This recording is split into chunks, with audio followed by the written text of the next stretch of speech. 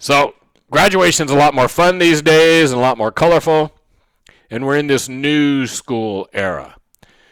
So this graph down here is the extra money that banks have that they didn't have before. Okay? You notice that basically it was zero forever. And then during the financial crisis, we started shifting how the Federal Reserve worked with banks.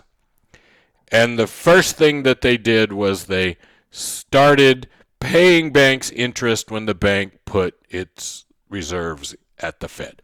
So you would put your money into the Fed pays you. Now you have a reason to put extra money away because you have a totally perfectly safe place to put your money. So if you're a bank and you've just been through this financial crisis and you're trying to get straight and things are not that good, you can give the Fed a little extra cash to hold for you, and they'll pay you. So you're still making money on your money, and it's 100% safe. Yeah. And so all of a sudden, banks start putting stuff in there, and we build this mountain. And then, 2015 or so, the Fed starts trying to get, banks to, so we start coming down the mountain. And then, of course, coronavirus, we jump right back up again. But the point is we have a new system, a changed system, which is called an ample reserve regime. So we used to have fractional reserve regime or fractional reserve banking. Now we have an ample reserve regime. That means based on its own specific, unique operations, we require banks to not even necessarily keep reserves, keep certain kinds of do things. It's a much more complex system. It's designed to make sure that in a financial crisis that a bank can survive for a month at least without help. That when bad things happen, the bank can kind of cover everything for a while. All right? The old system was you just have to keep this money. Well, when times are bad, if you have to keep that money, now we got a problem, right? Think about that. Let's think about that. In the old system, let's say you have to keep 10%. So if things are bad and people are pulling the money out of your bank, A, you only have the 10%, but B, legally you have to keep it. Right? So you get to a point where people are pulling money out of the bank is required by law to keep stuff in the bank. We have a fundamental problem. And we have these things called bank runs where people literally run to the bank. That's why it's called a bank run. And everybody tries to take their money out. Well, the new Federal Reserve System, and again, we have the whole next chapter and 3 chapters from now, it's mostly about all this stuff. But now the Fed lets the bank be flexible. So the bank is holding stuff in case of trouble. And now it can use that stuff. It's not required to hold on to all this cash and have it in the bank. It doesn't get in legal trouble when an emergency happens and it uses its resources to cover the emergency. So hopefully this is a better system. We shall see. But hopefully it's a better system. It deals with individual banks and their individual operations in an individual way and gives the banks better flexibility to deal with problems that arise at the bank. Okay? It's the new school way. All right. So where does money come from? Where does all that M1, M2, M4.5 come from? Well, this is how the banking system works, right?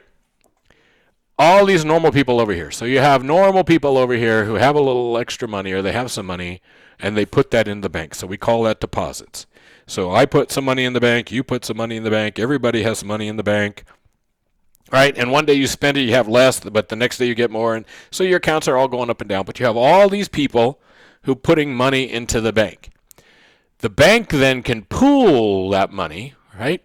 Pool a little bit of money from a lot of people and loan it out to other people.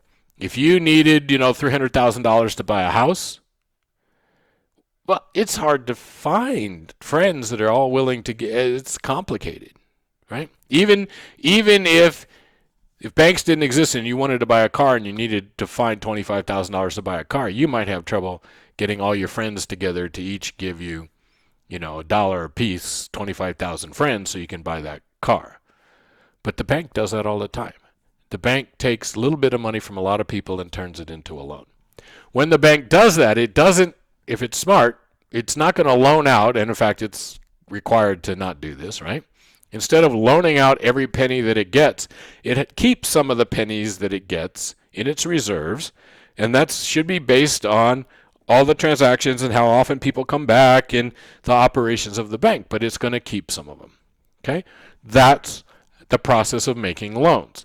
But do you notice something on this picture? Before we made the deposits, right? Before we made the deposits, ignore all these pennies over here. Just look at these pennies. We have 7 pennies. That's all. But then I put my 7 pennies in the bank. The bank loaned out 6 pennies. And the bank still has 1 penny. So now here's 7 pennies.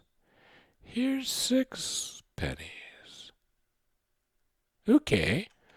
We think we have 7 pennies in the bank, right? I think I have 6 pennies to go buy a house. Between us, we have 13 pennies. The bank performed a miracle. The bank is like Harry Potter. 7 pennies went in. The 7 pennies are still in the bank. You can go check your balance on your bank account, and there's still 7 pennies in there. And you can go to the store and spend them. But this person over here now has 6 pennies, and they can spend them. It's a miracle. Okay? The bank created money out of thin air. I often refer to this as air money in honor of Michael Jordan. The bank, through this process of making loans, actually creates money and increases the amount of money that's circulating in the system, right? Because money is just bits and bytes in computers, right? So you put your money in now. You have these bits and bytes that say you own 7 pennies, and the bank loans it out, and that means these people over here have bits and bytes that say they own 6 pennies, and now we have just turned 7 pennies into 13 pennies. Okay? Let's do this a little more technically. So, in the next 30 seconds or so, I will teach you everything that's important to know about accounting. In accounting, we have things called assets and liabilities. An asset is something that you own, and a liability is something that you owe to somebody else. So an asset is something that I own, a liability is something that I owe to someone. You hear these terms debits and credits? In accounting, all that means is left and right. Debit means left, and credit means right. Left and right. Accountants want you to think that there's something complex. No. When you call up a company that will credit your account, that just means they're going to make an entry on the right-hand side of your account. All right? Then there's 2 fundamental equations of accounting, one of which is, profit equals revenue minus cost. But the other, the more fun one, is kind of the farmer in the Dow. Everything you own, you owe. E-I-E-I-O. Everything you own, you owe. It's called double entry accounting. So there's always 2 entries. Whenever something happens, 2 numbers change in your books, because everything you own, you owe to someone. Now, you could owe it to yourself, but everything you own, you owe. And the way that shows up as an equation is that assets equals liabilities plus owner equity. So your assets and liabilities plus the part of liabilities that you owe to yourself, the owner's equity, that's equal. And that's accounting. That's it. You're done. Okay? There's no more to accounting than that. It's simple. They just have to stretch it out for a couple semesters. But that's accounting. All right. So we can draw these accounts that are called T accounts. And they're called T accounts because right in the middle of the screen is the letter T. And we put assets on the left and liabilities on the right, and that gives us debits and credits. If we look at a bank, and your book has more detail-y stuff, but really, if we look at a bank has three kinds of assets. So a bank has cash that it holds itself or that the Federal Reserve is holding for it. It has loans that it's made. And then a bank has securities as assets. Securities could be mostly bonds of different kinds that the bank could own. Okay? In theory, it could own stock or something, but securities, right? In general, we mean stocks, bonds, financial instruments of various kinds, loans, cash. So cash, loans, securities. Those are the assets of the bank. And how do I know that those are assets? Well, I can sell those. So if the bank has cash, they can use that cash to pay somebody something, right? If you have a loan, if you go get a home loan, and so you go to Bank of America and you get a home loan. If Bank of America needs cash, they can sell that home loan to somebody else. My particular home loan has been sold twice. So I'm on my third company that owns the bank part of my house. So I did literally start with Bank of America, and then I've been through two other financial institutions that own my loan.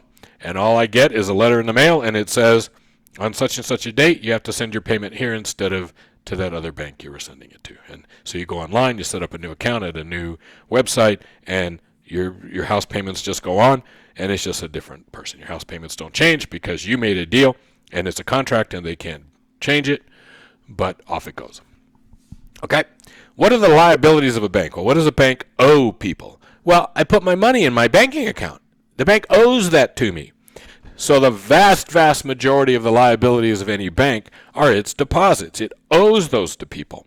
Everybody who can come in, right? If the bank has $1 billion in deposits, all those people can come in and ask for $1 billion. Okay? Okay, very exciting. The bank does not have $1 billion, right? The bank has some of the $1 billion.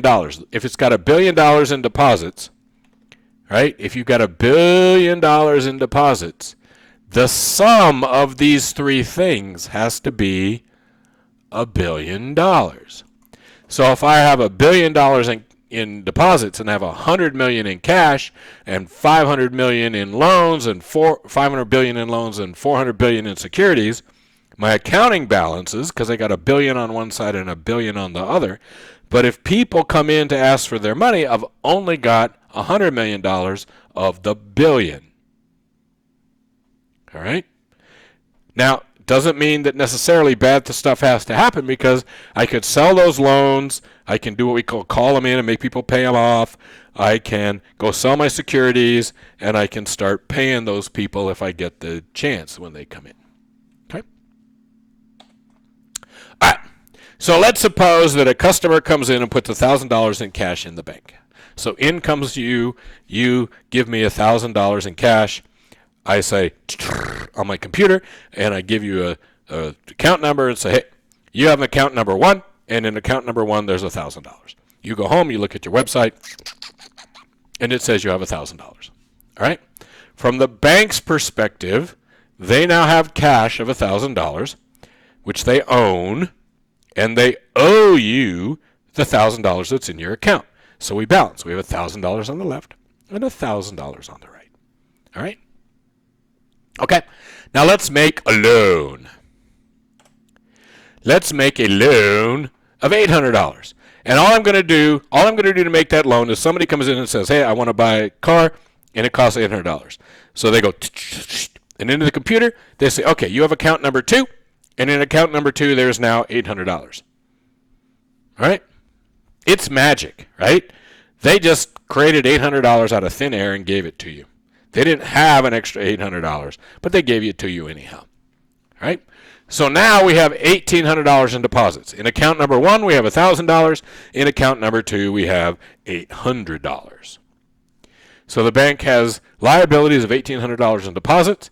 It has $1,000 in cash, and it has $800 on a piece of paper that you signed that says, I owe you $800, or you can take my car. Okay? Is that exciting? It's pretty exciting. It can get even more exciting. Let's make a $4,200 loan just for fun. So another person walks in and says, hey, I'm starting a business. I need $4,200. And you go, and they say, okay, you have account number 3. And in account number 3, there's now $4,200. Okay. We just magically created $4,200. Now the bank has 3 bank accounts, and in one there's $1,000, in one there's $800, and in one there's $4,200. So the 3 accounts it has add up to $6,000. It owes the 3 of us, its customers, $6,000. It has $1,000 in cash, so it's praying we don't all come in and ask for our money right now. And it has 2 pieces of paper, one that says I owe you $800 and one that says I owe you $4,200. Yeah. So again, the F word. Our banking system works because we have faith in it. We trust it. Okay? Yes? Hopefully, we trust it. And we have this money creation process. Most of the money that exists out in our system doesn't exist because somebody walked and put cash in a bank. It exists because the bank made loans, that loans created new money, and then that money went out into the system and did good things. Yeah, I can tell you're excited. This is very exciting stuff. Okay? When banks make loans, they create money. When you pay off your loan, you're actually destroying money. All right. Your book talks about something called the simple deposit multiplier. No exist anymore. Just saying. Because we used to, in the fractional reserve banking system, we used to say take what's called the reserve requirement, divided by the reserve requirement. Well, the reserve requirement is 0. So basically you've turned the simple deposit multiplier, the way we used to define it, into some number that's just infinite. Really, it's not infinite, but the things that control how big it gets there's not one thing. There's no way for us to look at what's going on in the financial system in the raw numbers and figure out what this money multiplier should be. We need to understand that banks are capable of creating money, and they do it every day. And so every new dollar that gets put into the financial system potentially could create way more than $1. It could create $3 or $6 or $8, right? And the Fed, of course, is watching what's going on to make sure that people don't get carried away trying to do that. But there's no way for us to sit down and predict now what's going to happen when we add $1 into the system.